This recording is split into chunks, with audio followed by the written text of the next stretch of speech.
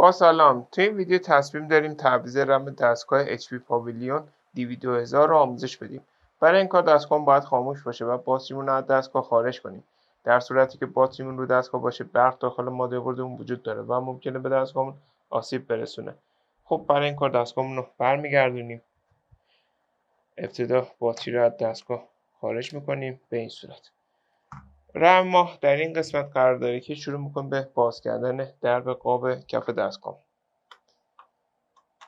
خب رم این مدل دستگاه رم DDR2 هستش که در پایین ویدیو هم نحوه خرید این کالا رو توضیح دادیم.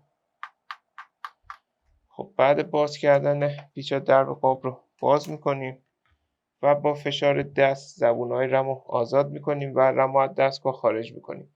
برای جا زدن دوباره رم اونو داخل شیار قرار میدیم و اونو به سمت پایین فشار میدیم به این صورت. ما الان میتونیم رم جدیدمون رو جایگزین کنیم.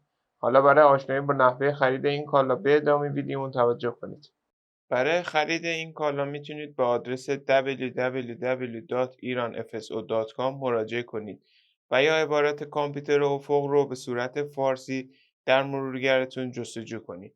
بعد این کالا رو خریداری کنید.